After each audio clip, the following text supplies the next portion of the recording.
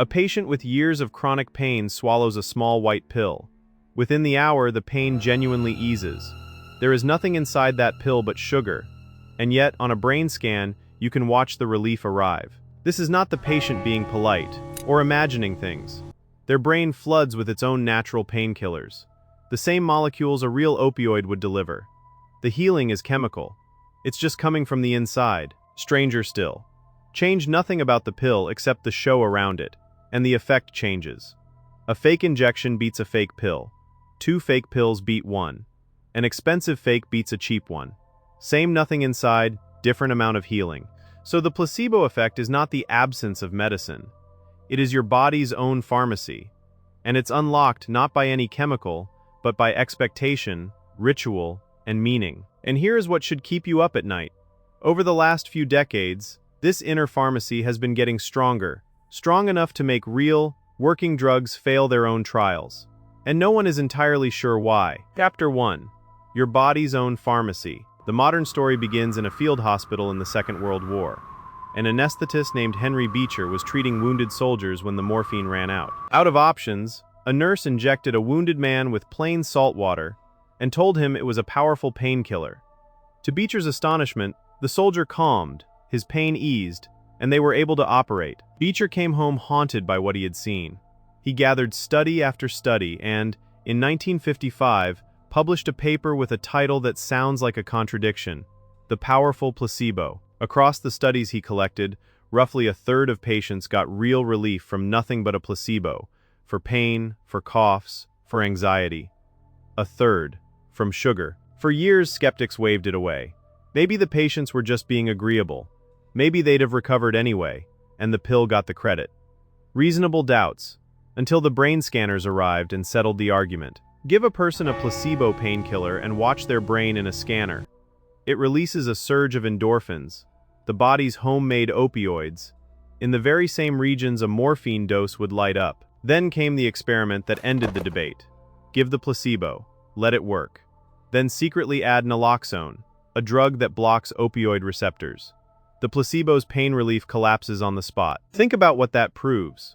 If a chemical that blocks opioids can switch off a placebo, then the placebo was working through the exact same machinery as the real drug. The relief was never imaginary. It was pharmacology, written by the brain itself. And it isn't only pain.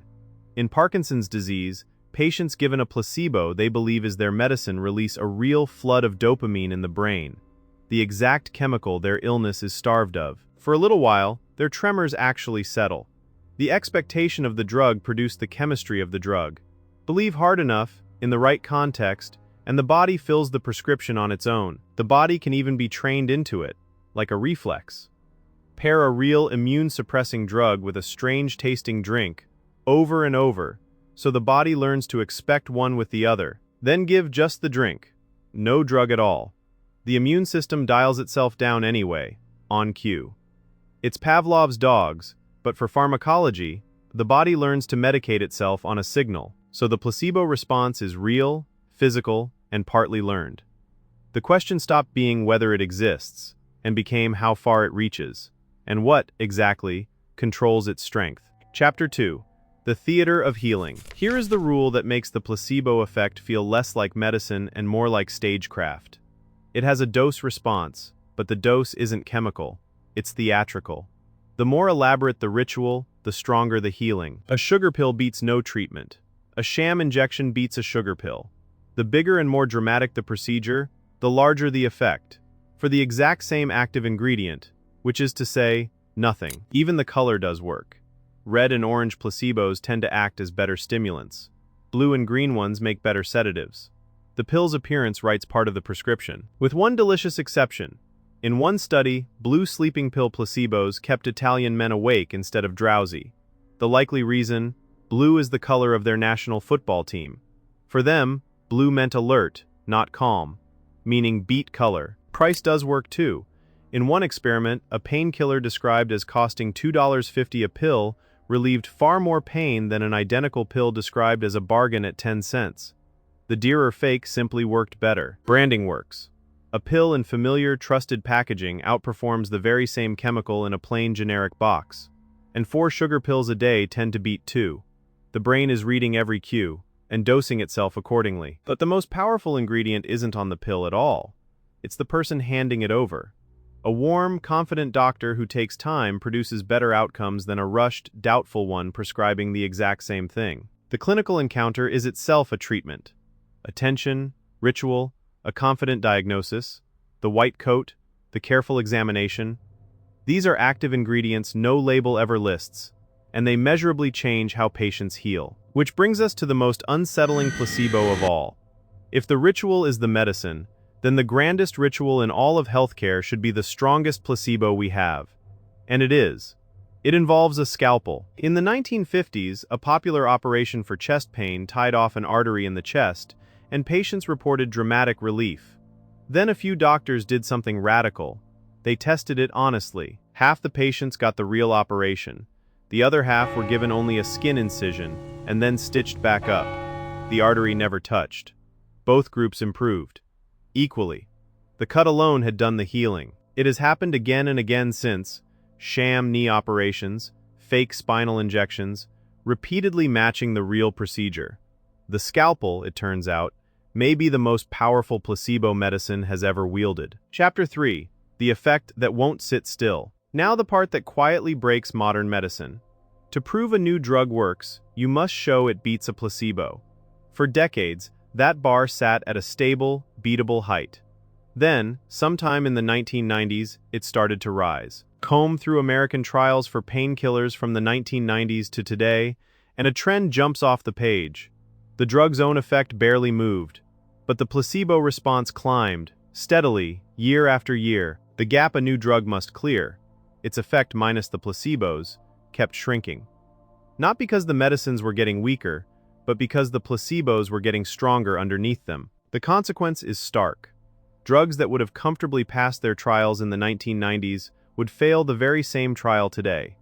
Some promising treatments have been quietly shelved for exactly this reason. In some pain and depression trials, the placebo group now improves so much that even a genuinely effective drug can't pull clearly ahead of it. The measuring stick of medicine is bending in our hands. So what changed? The honest answer is that nobody is fully sure. But the rise left fingerprints, and following them tells you something profound about where healing actually comes from. Fingerprint 1, it's strongest in the United States. American trials drove most of the rise. Trials run elsewhere in the world moved far less. Whatever this is, it has a geography. And the United States is one of only 2 countries on Earth that lets drug companies advertise prescription medicines straight to the public. Years of glossy promises raise expectations. And expectation, remember, is the active ingredient. Fingerprint 2, the trials themselves grew. Bigger, longer, more visits, more scans, more attentive staff. The ritual surrounding the pill became more elaborate over the decades, and we already know that ritual is a dose. Fingerprint 3, hope itself spread. As conditions like chronic pain and depression became more openly discussed, more treated, more expected to improve, the baseline of belief that patients carry into a trial may simply have risen with them. Whatever the true mix of causes, the lesson is the same, and it is startling. The placebo effect is not a fixed constant of biology. It drifts, with culture, with advertising, with the year you happen to run the experiment. Sit with that. A force strong enough to bend the results of the most rigorous experiments humans have ever designed, and it is quietly shifting, decade by decade, beneath every one of them. Chapter 4. Honest lies. If the placebo effect needs a lie to work, it's an ethical dead end. A doctor can't go around deceiving patients. So researchers asked a heretical question. Does it actually need the lie at all? They ran a trial on irritable bowel syndrome. One group got nothing. The other was handed a bottle openly labeled placebo and told plainly, these are sugar pills, with no active drug whatsoever. The patients knew. They were told, to their faces, that it was nothing, and they still improved, significantly more than the group given no pills at all. The honesty didn't break the spell. Open-label placebos, honest sugar pills, keep showing real effects. In irritable bowel, chronic pain, fatigue, even some depression. The ritual of taking something, with care, in hope, works even when you are fully in on the secret, which overturns the old story entirely. It was never really about being fooled.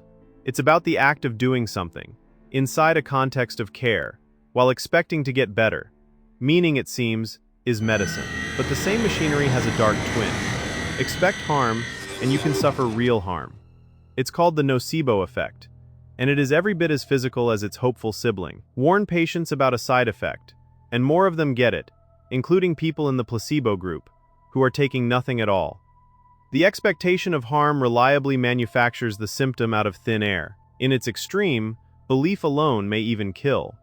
There are documented cases of people who declined and died after becoming convinced they were doomed, with no physical cause that any examination could ever find, all of which forces a reframe of medicine itself. Every effective treatment is really two things stacked together: the drug's own chemistry and the meaning we wrap around it. We have always been taking both. For a century, we treated that second layer as noise, a nuisance to subtract away in a trial so we could see the real drug underneath. But it was never noise. It is a real, measurable, and apparently growing force for healing. We can see it on a brain scan. We can strengthen it with a ritual. We can even, it turns out, use it honestly. What we still can't do is predict who will respond, bottle it on purpose, or explain why it keeps getting stronger. So the sugar pill was never empty. The chemistry was real all along. It was simply yours.